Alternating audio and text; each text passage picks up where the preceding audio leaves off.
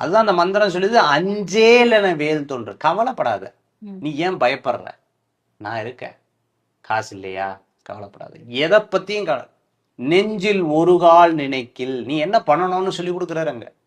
ஒரு கால் நினைக்கணும், ஒரே ஒரு தடவை நீங்க நினைக்கணும். இரு கால்களும் தோன்றுமே, ரெண்டு காலும் தோன்றும்.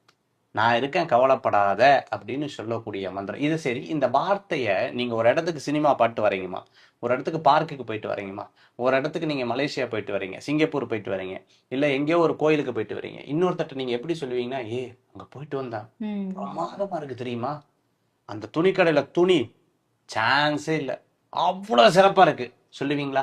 தெரிஞ்சவங்க. நீ ஒரே ஒரு தடவை போய் எனக்காக போயிட்டு வாவேன். அப்ப இந்த மந்திரம் இப்போ சொல்லியிருப்பாங்க, இதை முதல்ல எழுதியிருப்பாங்க இல்லையா, அவங்க ஏன் இத்தனை பேருக்கு சொல்றாங்கன்னா, ஐயோ நான் முருகனை நம்பினேன், என் வாழ்க்கையே மாறிடுச்சு, நீ ஒரே ஒரு தடவை அந்த முருகனை மனசுல நினை, உன் பிரச்சனை தீர்ந்துருங்கிறாங்க. இது ஆதாரம் தான் இந்த மந்திரங்கள்லாம். நான் சொல்றது உங்களுக்கு இந்த ஆதாரம் தான்.